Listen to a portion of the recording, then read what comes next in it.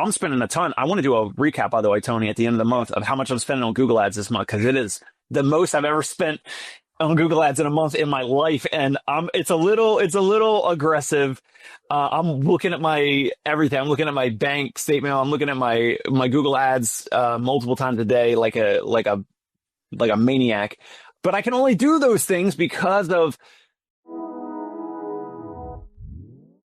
I wanted to talk about the live event we had here in Ohio. Yeah. So for a little context, this was something that had been in the works since 2006. Well, okay. So that's not a little amount of time. All right. This is like the 20-year overnight success that we always hear about. No, back in 2006, and there's way more context to the story, but I'm just going to share this part of it. I had always wanted to branch out into teaching and hosting teaching events. We bought a physical building down in Sarasota, Florida. The intent was this building, it was 2 units that were adjoined. I wanted one to be a training center and one to be a physical therapy clinic. We bought it, we owned it. It never worked out into what we wanted, but I always had that dream in the background. And so then when we moved to Ohio, we bought, part of a building that turned into buying the whole building. And I'm like, this is the perfect place to do education, to do content like that. Finally, it got to the point where our property taxes had gotten so high, we couldn't raise rent on tenants anymore. We're like, we need to make up the difference. And so I was like, all right, that's it. That was back against the wall, enough of a motivation to say, I'm going to do it. I did it. I announced it. And, for context, for people who are watching, every one of us has something in our background that is valuable to somebody else. A piece of knowledge, a piece of information, a piece of something that other people value. So I put out one post that said, hey, I'm going to do this live event, $750. Like we always say, I didn't build it. I didn't create anything yet. I just wanted to see who's going to put money in my hand before I create the promise that I'm offering. Somebody said, yeah, I want it. I'm coming. That was enough. So put out the post. I ended up 10 people were here. It was an amazing weekend, really, and you can see, I didn't ask anybody to do video testimonials or anything, but they were just doing it. They just felt compelled to do it for themselves. And it was awesome. We were in my physical therapy clinic. I had real patients that were there on Friday because I wanted to have the group see, like, look, these people are paying $100 a month to come in and work out on their own when there was a YMCA down the street that they could go to for free. But I wanted you to hear from the horse's mouth, like, why are you paying this money? And they all said the same thing. And I didn't know what they were going to say, but they're all like, we're paying for access to Tony, to Jeremy, to the people that are here because we have questions. And if we go to the YMCA, we can't get those questions answered. So that was what they were paying for. I had a chiropractor come in who's one of my tenants, and he talked about what he's doing, self-pay on top of insurance with the red light therapy. I had Kim come in, who's a physical therapist assistant, to talk about how she grew stretch mobility to what it is today. We had the Biodex guys come out. Like, it was cool, I think, because we had exposure to different kind of ideas and different principles. And then at the end of the day, it was a mixture of a little bit of education, a little bit of practical, a little bit of networking and meeting other people that are in the same position. And so it was just such a tremendous event. Dave, before you got on, I said this was something that I wanted to do back in 2006 when I bought the building in Florida. Never got to do it. Almost 20 years later, I got a chance to do it. That's awesome. It looks like it went well. We were watching and following the video testimonials from Michael Derry, Jeremy Sutton, Ray Bardinelli. I kind of wish I came because I haven't met any of them, especially Ray and Jeremy. I mean, Ray I've known for like 10 years or something. Yeah. So it looked like an awesome event. The fact that colleagues just do video testimonials without you even asking and putting them on social media, that's just, that's a testament to you and how you roll and what you offered and the value that they got. ultimately, I'm curious to hear about these challenges and, things that they're dealing with and struggles. But anything else, just in terms of like any other, surprises or any other things that, surprised you, Tony, or that, the group, like I heard somewhere that you gave them like door prizes or, like tripods and things to help them with social media stuff. Like what are some things that like people might not have heard about or missed out on? Yeah, I think the biggest thing was the surprise to them of like how similar the stories were across different people. So we had an SLP, Lauren Meffin, who was there, who had a larger practice and has been downsizing. You've got me, who had a larger practice, who has been downsizing. There was a husband and wife that have a practice with 3 full-time clinicians, 3 part-time clinicians. But then you go and you've got Ray, who is working. He works as a contract therapist, but has an EMR company. And then you've got Jeremy, who had a practice, downsized, and now he's starting to grow again in the mobile space. Michael Derry kind of said publicly his goal is he wants to hit 300,000 in revenue, no employees, couple virtual assistant kind of people that he works with. So fully mobile. So you have all of these different environments, but all of us are dealing with the same struggles. All of us are seeing the same challenges. We're not as profitable as we need to be. Insurance keeps declining. We try to hire and grow a team, but then we run into those issues. And so I think it's good. It was good for everybody to hear each other's story because you realize it's not just me. You realize that you're not alone out there. And then hopefully, because this is where I get stuck, it's that being a coach, I'm not a coach, but I'm just saying, being a coach, getting people to see the problem in front of them at the very end. We go around, I'm like, my objective is to make sure everybody got what they needed, exceeded the value that they paid for. And so I asked one of the members, I'm like, hey, so what's the plan? And the person was like, well, I'm going to do this and do this and do this. And I said, you were probably saying to yourself, you were going to do those things before you ever came out to the event. Why do you think you saying that you're going to do those things now is any different than all the other times you said you're going to do those things? And so it's kind of putting you in a position as an attendee to be like, he's right. Like, what's going to be different about this? And so we really, really tried to emphasize something has to change. Like materially, something has to change. You have to open up time. You have to tie that new habit, new behavior to something you're already doing. You can't just say, I want to do this because you've wanted to do this for 10 years, and for me, and this was the example I gave, I was like, I told Jimmy, I couldn't afford property tax.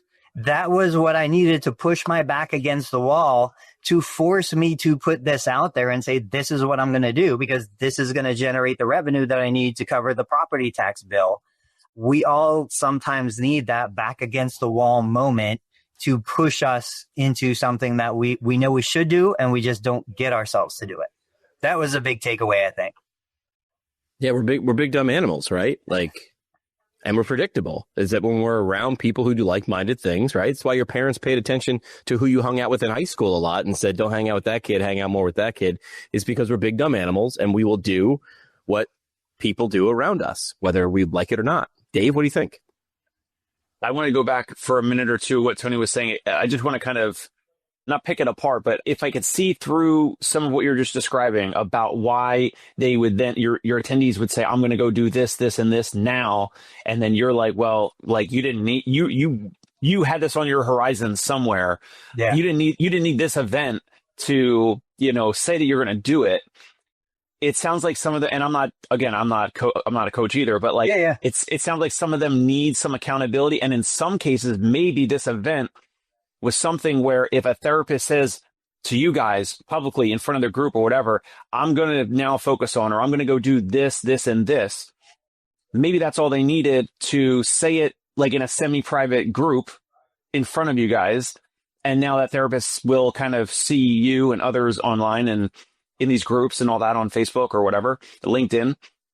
So it sounds like some of them still, like could benefit from some accountability, which is no different than our patients and clients who can typically sleep better, exercise better, move better with just YouTube videos but the component of, I don't know, assurance or certainty.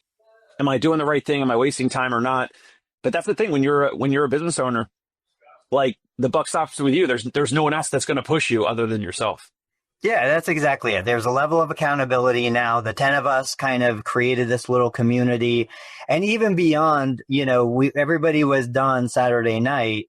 They're still in the group messenger, like going back and forth, sharing videos that they had never done before, doing things that they had never done before, learning new skills that they had never known before.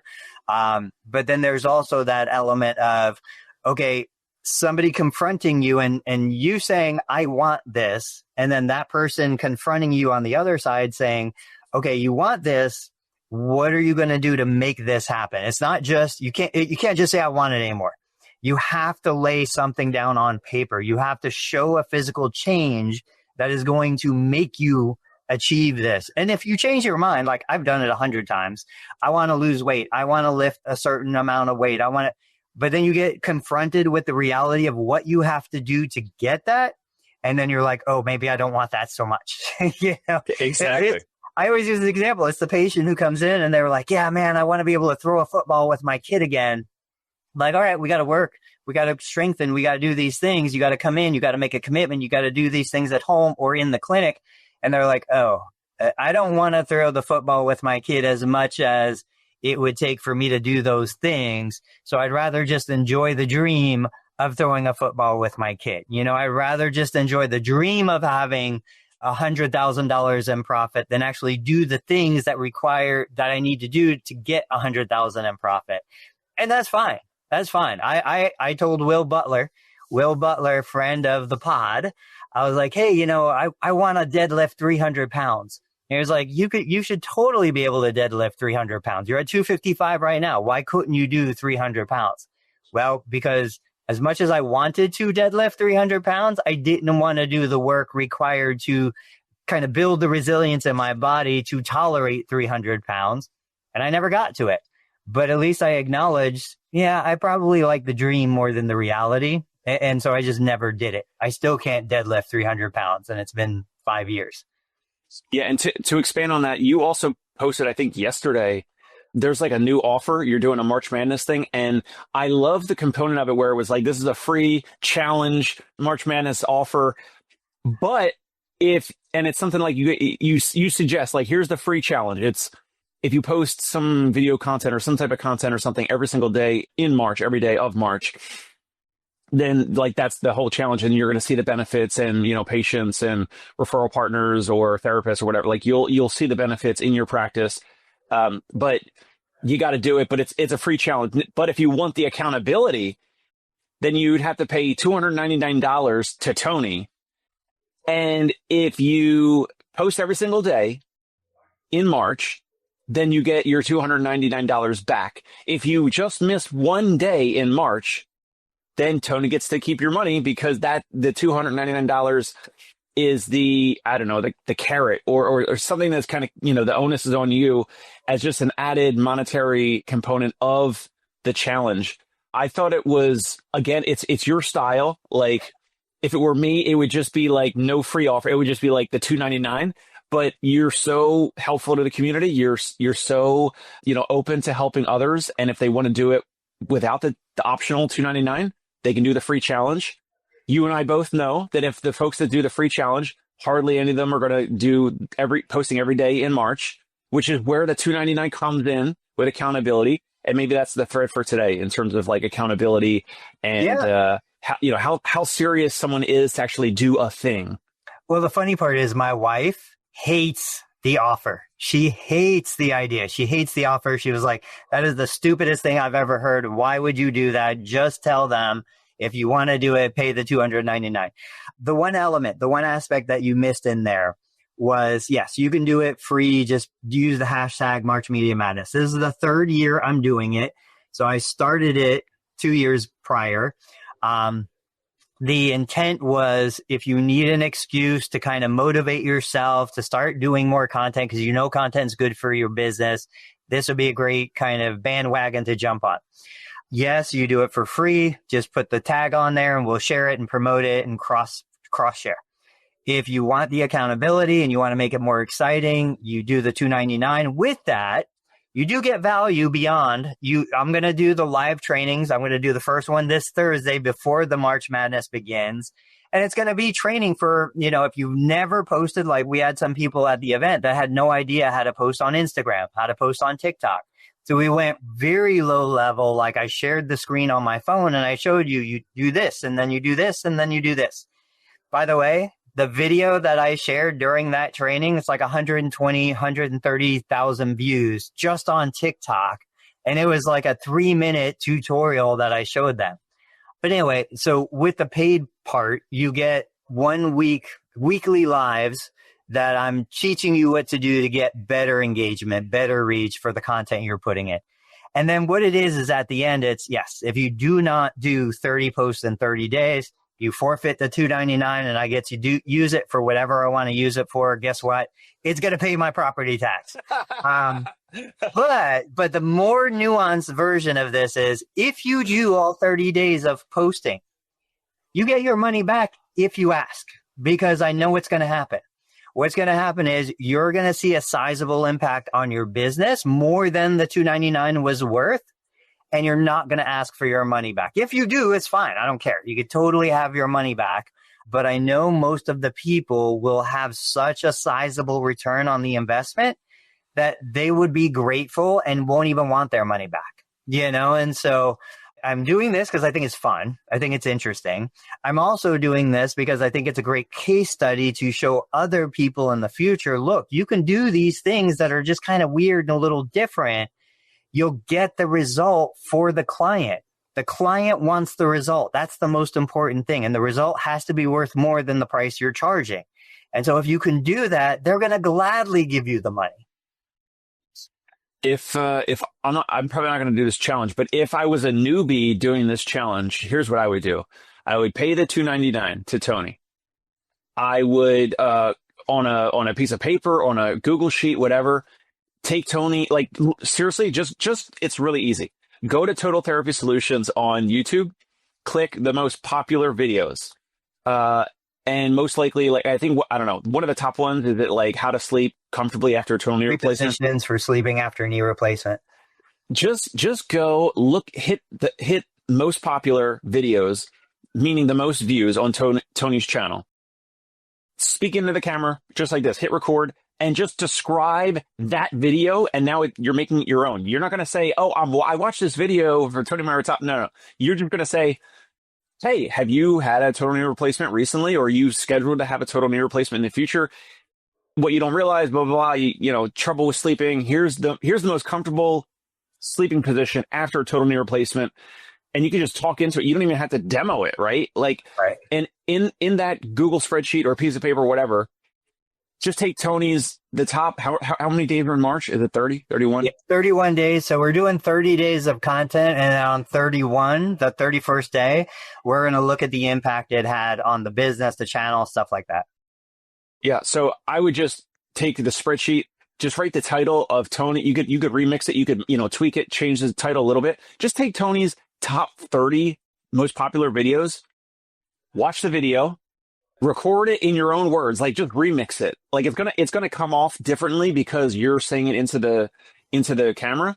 You could do all 30 of those in the first day of March. You're gonna go into your closet, you're gonna change your shirt, you're gonna put a different shirt on. You're gonna, for the second video, you're gonna, or Jimmy's saying no, you could just do the no one's gonna know that. No one's gonna know that.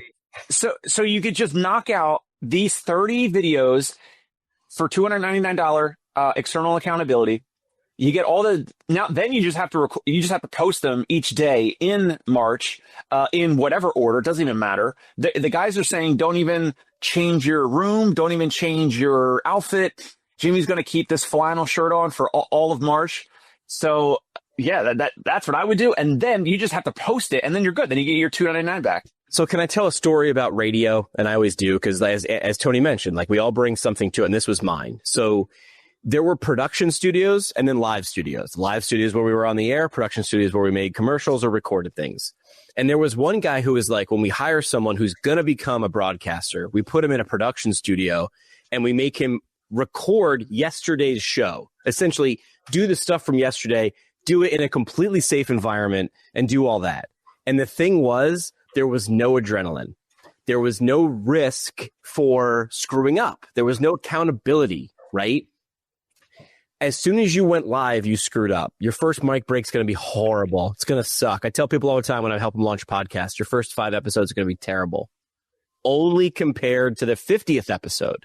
No one's going to notice. You're your harshest critic. So push record and say that if you're going to record these 30 in one shot, which I think is a great idea, do it. Do it in 2 hours, right? Sketch some things out so you're not making so much on the fly. Just an outline, not a script. Right? Allow yourself 2 gimmies out of those 30 videos. 2. There's a safety net, but it's not repeat. The only way you get better is by knowing that there's stake, there's skin in the game, there's stakes. Just keep going. So I think it's a great challenge. There's accountability. I had to jump off the show for a quick minute, and I saw what Scott was putting in the comments. This was from a lot earlier. Sounds like a really great event. Would have loved the opportunity to meet so many great people in person and learn. Then he said, how about starting a mastermind group? There's a parallel here. The problem with a mastermind group is what Tony did was finite. It happened between this hour, and you had to show up, and there was an experience. It was going to end.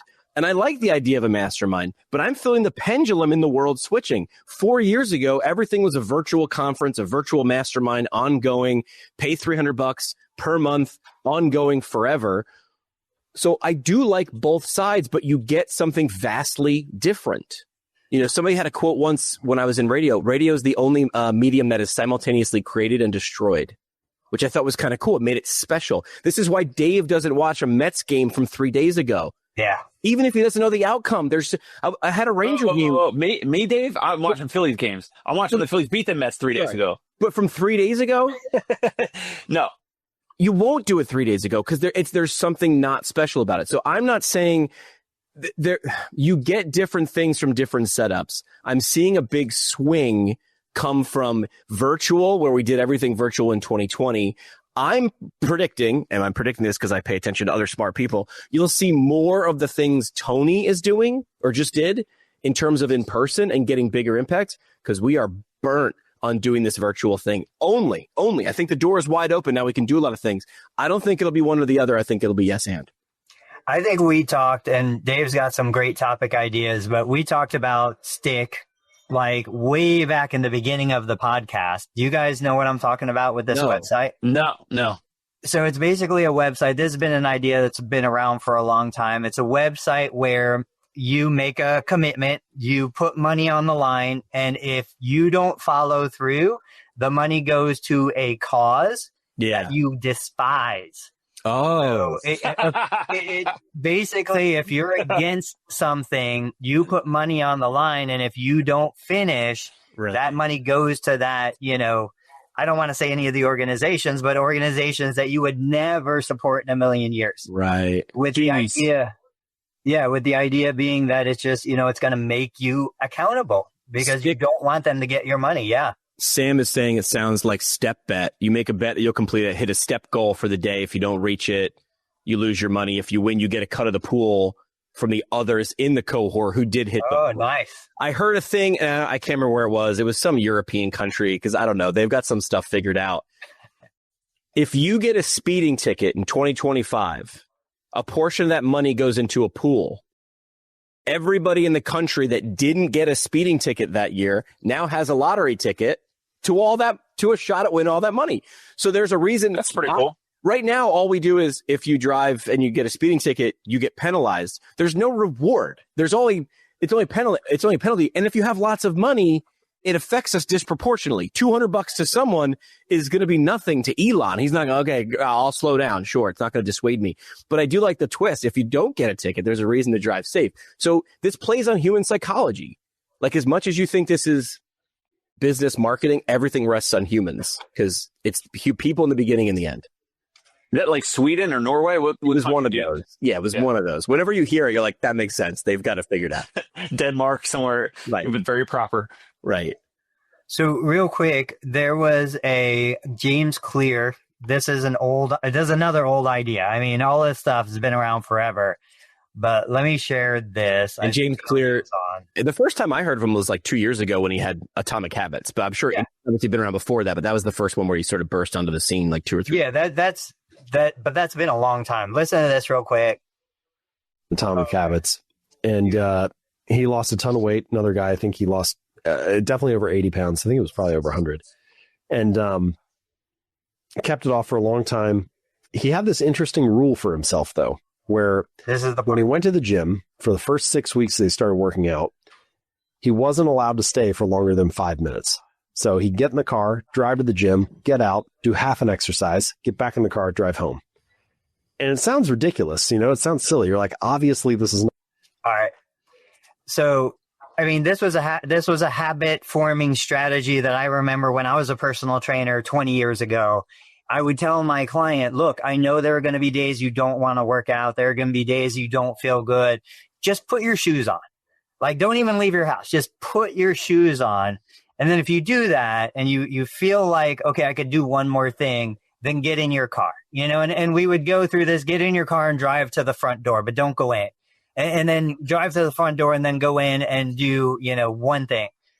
These are strategies that have been proven effective for a very long time.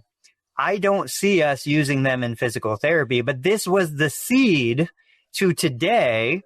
I do a 15-minute session, a 10-minute session. I will have a patient come in for an initial evaluation, be finished in 15 minutes, and they'll be like, but I just got here. And I'll be like, that's okay. You did enough because today was a win. And let's celebrate this win. Leave here and go across the street and go get yourself something nice to eat because you did something that you didn't do yesterday that you should have done yesterday. Yeah. And BJ Fogg, Tiny Habits, he's another one who's like, celebrate every possible win and celebrate it with something that maybe you wouldn't normally do. Like if you come in and you do something, go have a piece of chocolate. There was a big study with chocolate causing you to lose weight if you use it as a reward for doing exercise. So that was the seed that created the idea to say, you know what, patients don't need to be in my clinic for 60 minutes, 90 minutes the first session. We can actually have a huge impact in 10 or 15 minutes. So I just want therapists to see like there's well-established science behind these crazy ideas. We're just not incorporating them. And we're going to minimize that. We're going to say, well, that's not enough. Like, I'll put the shoes on and go to the gym and I'll stay for a half hour. And the funny part is we don't know where the line is of a tipping point, but there is one that you just don't do it.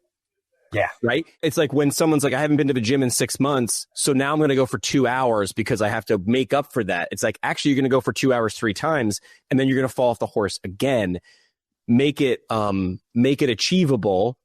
And I've heard people say, I'm in the middle of changing jobs or moving or something. I'll wait until everything's a little bit easier to start a routine.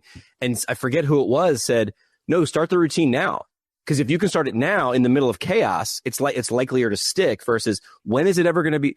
Hey, after the holidays when things slow down, that's when once spring comes, that's when that always happens. That's forever. So there was a great movie. I'm going to date myself. The Hunt for Red October. Remember The Hunt for Red October? They had a fire on the submarine and then the captain ran a drill and they were like, why would you run a drill while there's a fire? It's a real fire and you're doing a fake drill. He's like, that's what happens when we're under attack. We're a war submarine. So you sort of have to adopt that in wartime because there's no pause, man. There isn't one. But I don't feel like Dave has these challenges. I feel like Dave says, I'm going to do something, and Dave's the kind of person who does it. Yeah, I was going to ask you guys, like, do you think that people in general are either not serious about the goal, they're either not, like, they're just truly not serious? Like, for example, if a business owner that wants to get to 300K and that's their goal, like whatever the goal is, or post 30 days in March, whatever. And if they don't do the thing, do you think that they are just truly not serious enough? And, or do you think that they had some previous family, psychosocial, emotional baggage, challenges in the past that didn't allow them to learn that skill? Maybe it's a skill, maybe it's not, maybe it's just behavior. I don't know. But yeah, for me, like, I have a lot of examples where I have had external accountability. I've paid therapists to treat me, even though my wife is a physical therapist. I've gone to buddies, paid them their cash rate to treat me, but then she's also treated me. I've paid Mike Laviolette to do remote programming. I was working out before that a lot. That helped me do basically every day. Now I still pretty much work out 6-7 days a week, but I don't pay him anymore, so I don't need it anymore. Do you guys think, is it some people are just not serious about weight loss, growing their business, whatever, solution oriented, finding like how they'll be able to get there with tools, with solutions, with coaches, with whatever out there, online resources, or did they have something in their past that didn't allow them to like have that frame of mind? I don't know. Does that make sense? I would answer this question how I think I learned it from Warren Buffett. He said something like, write down 20 goals you want to accomplish. Then circle your top 3, then cross everything out except for number 1. So I don't think it's people aren't serious. I think they have this, they want to do this. I want to run a marathon and improve my business by 15%. And they're running, I mean, I'm guilty of this. They're running around doing a lot of those kind of okay, but not well enough. So I think this is hard because we want to do all the things. Look, man, look what everybody's doing. Look at all the things I'm not doing. Look at the highlight reel of social media. I think that's part of it. I think that when you mentioned psychology in the past, that has to play into it because we're big, dumb humans and we come with, it's not baggage. It's just history, man. I mean, at the minute you're born, and the leading cause of death is life, right? Like as soon as you're born, you're going to have issues. So I think probably is that why aren't we hitting all of our goals? It's because we have a billion goals. You can't have more than one priority. It's one or nothing. Yeah, I think I agree with you, Dave. I wouldn't use the word serious, but I would say that there's absolute baggage, bad habits we learned from mom and dad and their mom and dad. You know, I think about my kids, like my kiddo, my 6th grader will come to me with a spelling test that's 42%. I'm like, who cares? You are going to learn how to spell receive. I don't even know how to spell receive. It's never affected my life. You know, like I don't care. You are a great kid. You're doing great things. Just keep trucking forward. But I know other parents who are like, no, we're going to study. We're going to repeat. We're going to commit this to memory. And they do. They spend hours working on a 6th grade spelling test. So I think those kids are going to have their own problems from their parents. My kid's going to have their problems from me. Yeah, everybody. At some point, though, you as an adult, you make that decision. You're like, hey, I'm done. I don't need to carry my mom's problems anymore into my adult life. But then you have to go out and find, like, how do you fix this stuff? Because it's in the blind spot. We talked about blind spots many times on the show. I told the people this weekend, I was like, guys, I can't see certain things. So if now this is kind of an interesting psychology thing I picked up years ago. I never asked somebody to help me identify what was bad or, you know, when I ask for feedback, I never say, what could I have done better? Never. I say, what was the best thing out of this event? What was the thing you didn't expect was going to happen? What was the thing that exceeded your expectation? Because if I say what could have been better, all they're going to do is focus on the bad stuff, the stuff that didn't, you know, necessarily do great. But if I say, tell me what was awesome that exceeded your expectation, I can then focus on tripling down on that best part of it. Same within myself, you know, like, yeah, I'm lazy. I've dropped the ball on stuff. I say that I want to do something and I don't follow through on it. That's just part of it. Go ahead. In that particular example, when you want to do something, but then it's not a priority or you don't do it. Is it because it's not like Jimmy said, it's not like the top priority? Like there's so many other things that would come before it, whether it's comfort, whether it's pressing, you know, matters, whatever, paying bills, family, whatever. That item that then gets deprioritized, like it just didn't hold enough weight in terms of like urgency or what? It is, and it's either not pleasurable enough or not painful enough. Right. It's just non-impactful enough, you know. If I want to make more money, it's not as much of a necessity for me right now. I'm at a comfortable level. Sure, it's not as much as I'd like, but then you look at it and you're like, you know what? I know guys making triple the money that I make, and they're so looking to make more money. So why do I want to get there? If I'm going to be discontent or whatever, I'm not going to be satisfied. I'd rather be not satisfied where I am right now than not satisfied at $1 million more. I had a friend who's a psychologist who's known me for a long, long time. And there was one point when I woke up one day and I was like, I want to do the Ironman. And that became like my thing. And it was halfway or 3/4 of the way through training. Somebody brought up while she was around, why'd you start doing this? And I was like, well, and I started giving all these BS answers, really looking to improve myself, really wanted to grow, wanted to challenge myself. And then she came in and with 1 or 2 sentences completely floored me. And she goes, you got bored at work. I went from I was a broadcaster, then became a program director, was very stressed. After 2 or 3 years, I grew into that role and I was comfortable. I knew how to do that. I could show up and sort of, we've all been there. I can now do that job with my eyes closed. And she said, she knew though, she's like, you were bored, but you liked it. You were comfortable. So instead of like, how do I get promoted or how do I make more money or how do I start a different, something else? You said, how do I challenge myself somewhere else? But I bring this chart up a lot. It's Maslow's hierarchy of needs. My job satisfied food, shelter, clothing, water, warmth, right? That was locked. And I had social things. So I went up the ladder. Now it was like, how do I get better? So you see someone doing that. And it's not just perfection. Not everybody who's doing a marathon or going out to do some physical endeavor is now comfortable at every level below. But someone who's worried about food ain't worried about dropping 15 seconds off their mile PR. They're just not. So Dave, you shared this post. Yes, I sent that to Tony. Apple abandons the budget smartphone market with the iPhone 16e. Wow. Like crazy expensive or something? Maybe can you pull up the caption or zoom in on the caption? It was basically like their lowest iPhone model, I think is, I guess, I don't know the dollar amount. It doesn't even say the dollar amount, but like their lowest available model now, I guess, is like considered like premium or, a higher amount compared to, I don't know, the T-Mobiles or the other right. cheap phones out there. Yeah, this just says Apple revamped low-end iPhone has finally arrived. Most significant development isn't the new app, but rather its new eyebrow-raising price. With the price change, Apple has effectively abandoned the budget smartphone market. Tap the bio to read more.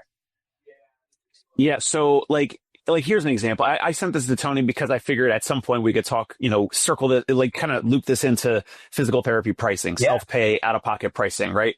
So yesterday did a callback, had a new, it was the daughter of a potential client calling in. Long story short, go through everything.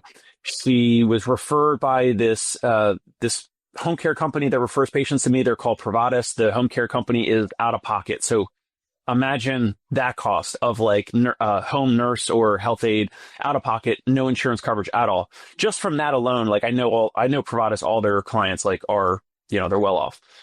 So the daughter hears our pricing. We go through everything. She wants a reputable company, not just any therapist coming in because of the street and the location of where they live in Manhattan and the family. Like they have a bunch of, keepsakes and this and that. So they don't just want anyone to come in. They need someone to potentially do some manual therapy and some movement therapy for this client. So like soft tissue work for just relaxation, almost like massage type stuff, but then also like movement, gait, all that type of stuff. So then we get to the pricing and I say, so every visit is 60 minutes in duration, home visit. And it would be this therapist that, Porus Meta, my physical therapist that covers your area, and it's $550 per visit on the weekends and $350 per visit Monday through Friday.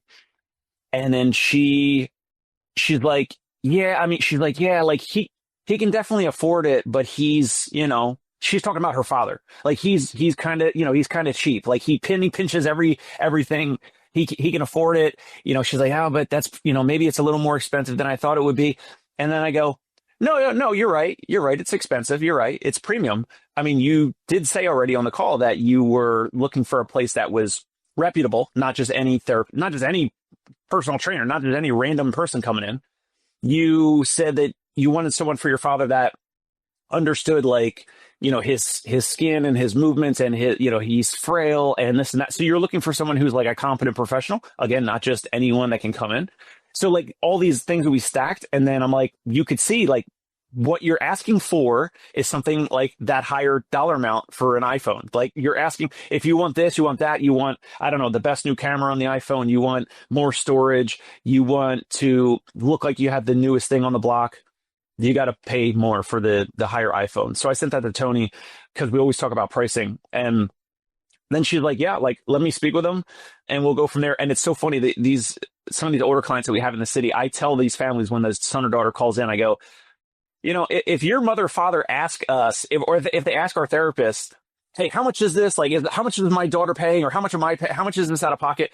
I said, if you want, we've done this with other families.